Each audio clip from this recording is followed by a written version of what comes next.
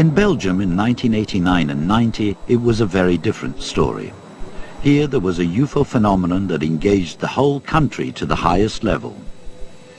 Literally hundreds of separate sightings of a strange triangle of lights that moved slowly across the countryside were reported to the authorities.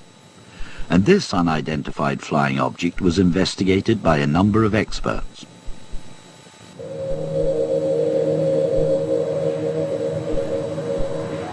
One of the many witnesses at the time was Colonel André Amond, a civil engineering officer in the Belgian Army.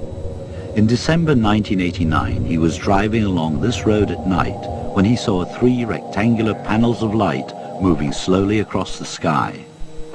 I saw the yellow panels beyond the trees there, flying till the trees there, and the yellow panels change into a white light, and this white light was coming down to me.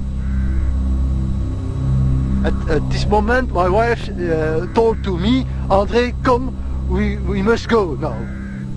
Because when you see such big light coming to you, that's very strange to see that.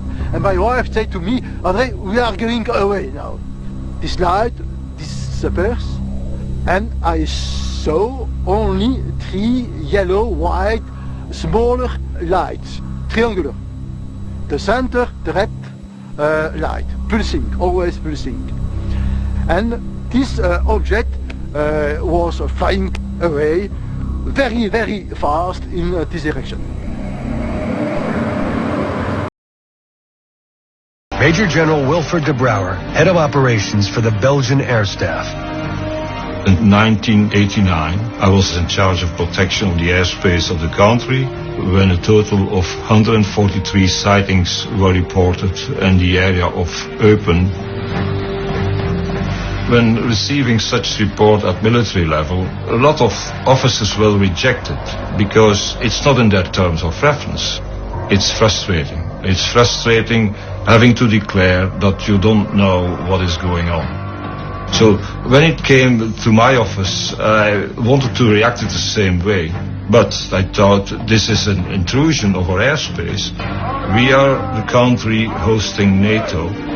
We have to find out because it's an air defense issue. De Brouwer's first action is to contact the U.S. Embassy to find out if any stealth flights had taken place in the area without warning them.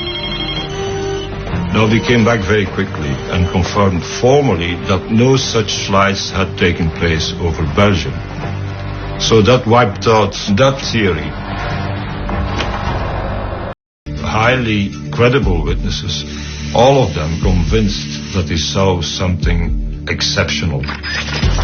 One of the cases that most intrigues de Brouwer occurs just 2 weeks after the initial sightings, when several witnesses report a triangular-shaped craft near the rural town of ERNAGE. De Brouwer is particularly struck by the account of Colonel André Amond, a civil engineer who is also director of infrastructure for the Belgian Army. I was driving from my house, my wife by my side, to go pick up my son at the GEMBLOUX train station. I noticed 3 yellow panels moving parallel with me beside the road. Under them was a pulsating red light. I did not understand what it was. My wife said it's probably just a plane. But I wanted to see it, so I slowed down. And the object stayed with my car. So I accelerated and slowed down 2 or 3 more times. And every time the UFO would catch up with me. Then the UFO traveled behind the ERNAGE woods. So I turned left and stopped on a small hill in front of a farm.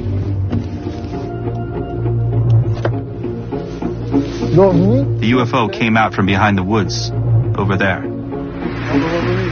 I saw a huge, bright white beacon come over until it was about 100 meters in front of us. You could hear traffic on the highway and a train going by about 1 kilometer away.